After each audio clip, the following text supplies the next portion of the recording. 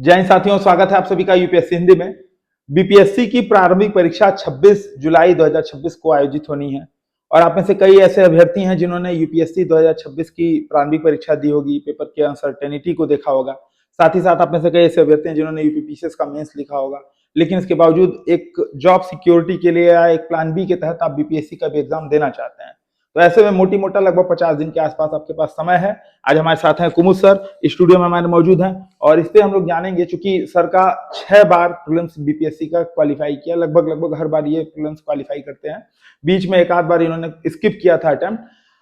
क्या स्ट्रेटजी रही है सर की, आज हम अभी सर से जानेंगे। साथ ही साथ आप लोग के तमाम कमेंट्स आए थे, कल हम लोगों ने टेलीग्राम चैनल पर अपने मंगवाया हुआ था, जिसमें subject wise history, polity, geography, science and tech, environment, economy, इन सब पे क्या स्ट्रेटजी रहेगी, क्या बुक सोर्स रहेंगे, एक एक करके चीजों को समझेंगे। साथ ही साथ सबसे महत्वपूर्ण कि एप्टीट्यूड डेवलपमेंट, क्योंकि हर बार होता है मेरे हिसाब से। सर पहली बार बहुत बढ़िया तैयारी किए थे, उसके बाद 10 बार 15 दिन 20 दिन, क्योंकि मुझे याद है कि पिछली बार 2 दिन पहले आप घूम रहे थे। तो ऐसे में क्या स्ट्रेटजी है, क्या एप्टीट्यूड है, इस पे बात करेंगे डिटेल में। तो एक बार सर सबसे महत्वपूर्ण जो प्रश्न निकल करके सामने आता है कि ये जो 50 दिन है, क्या अभी इस 50 दिन में, खास करके अब 50 दिन में क्या जीरो से तैयारी हो सकती है, क्योंकि एक प्रश्न ये भी है। तो सबसे पहला जवाब आप यही दीजिए कि क्या बचे हुए 50 दिन में हम जीरो से स्टार्ट कर सकते हैं, कि अभी से कोई बच्चा सोचे कि हाँ अभी फॉर्म भरा है और अभी से स्टार्ट करना चाहे तो क्या हो सकता है, संभव है ये? सर जैसा कि जीरो से अगर बात किया जाए तो मतलब कि वो अभी तक कुछ तैयार ही नहीं किया हो, कभी हिस्ट्री देखा ही नहीं हो, कभी पॉलिटी देखा ही नहीं हो, तो एक असंभव सा ये कार्य लगता है। लेकिन पता नहीं, किसी लड़के में वो जज्बा हो तो कर जाए, वो अलग बात है। लेकिन हाँ, आप अगर एब्सोल्यूट जीरो से बोलेंगे तो मुझे नहीं लगता है कि 50 दिन सफिशिएंट होगा। यानी कि आप पहले से अगर दे रहे हो हाँ, तब आप इसको 50 दिन में कवर कर सकते हैं। हाँ, कवर कर सकते हैं। एक महत्वपूर्ण प्रश्न ये था कि जैसे मान लो कई ऐसे अभ्यर्थी हैं, मान लीजिए जिन्होंने यूपीएससी 2026 दिया है या यूपीपीसीएस का मेंस दिया है, ऐसे में अगर वो प्लान बी के तहत बीपीएससी करना चाहते हैं, हाँ, तो क्या स्ट्रेटजी रहेगी इस बचे हुए 50-55 दिन में? देखिए, अगर ऐसे कोई बच्चे हैं जो यूपीएससी दे रहे हैं या यूपीपीसीएस लास्ट टाइम दिए हैं और 50 दिन बचा हुआ है, तो अब मोटा मोटी आप मान के चलिए कि आपका टोटल सिलेबस कवर है।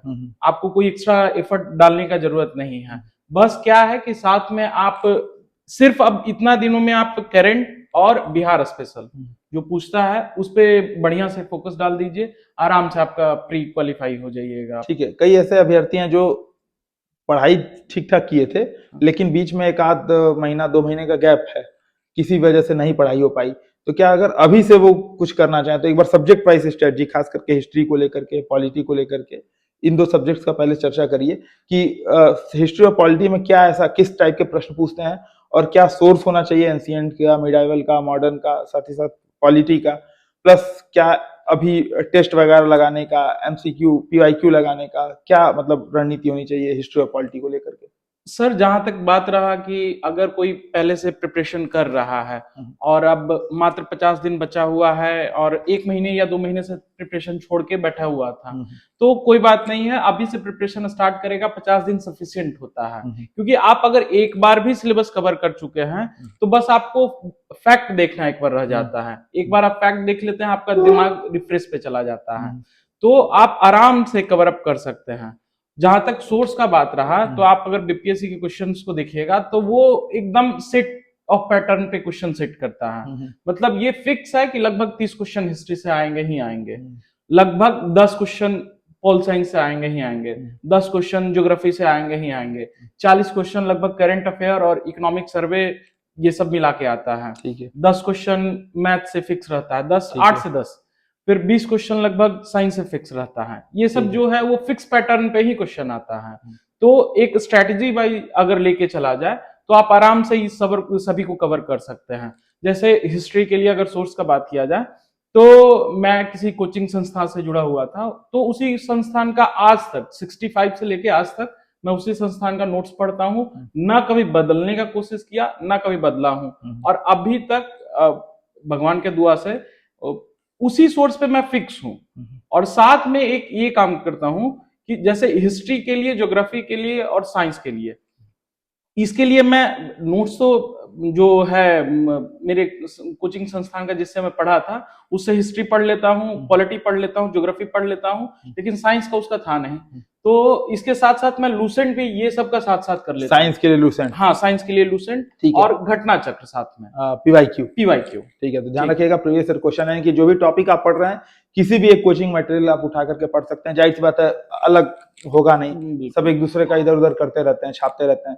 तो ऐसे में आप किसी एक सोर्स को फॉलो करिए, साथ ही साथ उससे रिलेटेड पीवाईक्यू करिए और मॉक वगैरह प्रैक्टिस करते रहिए, क्योंकि मॉक भी जब आप मॉक देंगे ना तो रियल टाइम एप्टीट्यूड आपका मॉक देने से जनरेट होता है। आपको प्रश्न मतलब आपको बैठ करके 2 घंटे में पूरे 150 प्रश्न पढ़ने की हैबिट डालनी पड़ेगी। मॉक से मुझे याद आया कि लास्ट ईयर मेरे साथ क्या हुआ था कि लंबा लंबा क्वेश्चन पूछने लगा था 71 में ना।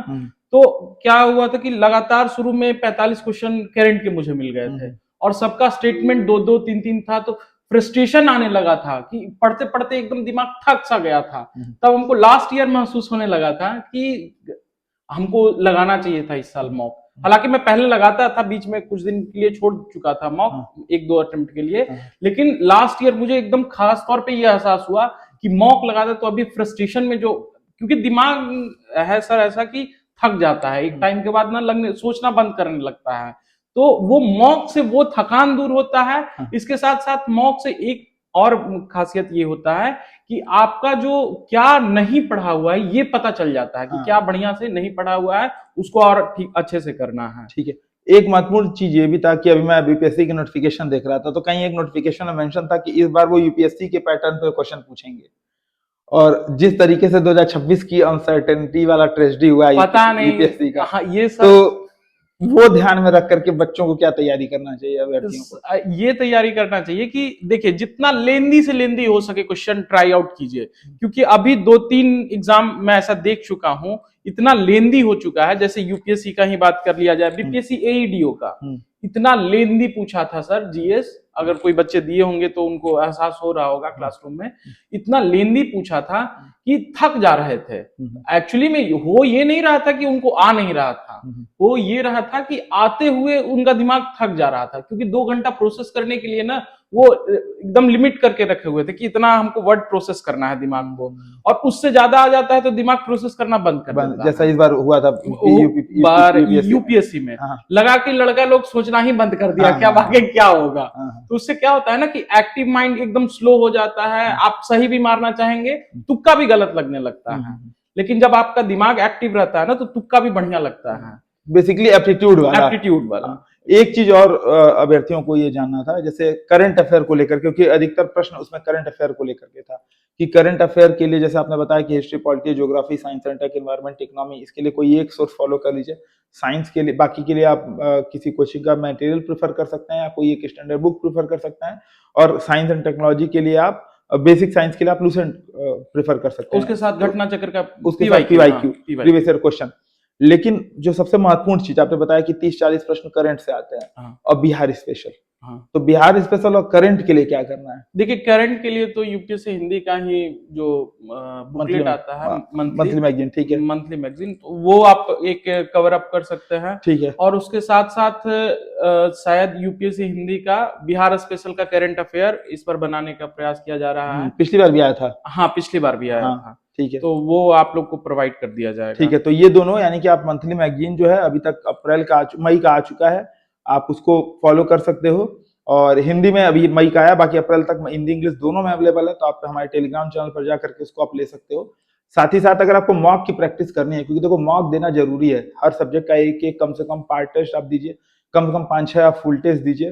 तो मॉक के लिए भी आप यूपीएससी की टेस्ट सीरीज ज्वाइन कर सकते हो, बहुत ही शानदार टेस्ट सीरीज बना रहा है कुमुद सर का, बहुत ही अच्छा खासा उसमें इनपुट्स रहा है, तो आप उसको ज्वाइन करने के लिए 88 40 75 19 12 पे इस नंबर पे व्हाट्सएप करके अधिक जानकारी ले सकते हो, या 95 19 78 0078 पे कॉल करके उसकी जानकारी ले सकते हो। एक जो सबसे महत्वपूर्ण मतलब ट्रेंड रहा है करंट अफेयर वाला, क्योंकि करंट अफेयर में कुछ भी पूछ देगा, कुछ भी पूछ तो कितने साल पुराना करंट तैयार किया जाए, क्योंकि यूपीएससी में तो 20 साल पुराना पूछ दिया तो वो संभव है भी नहीं।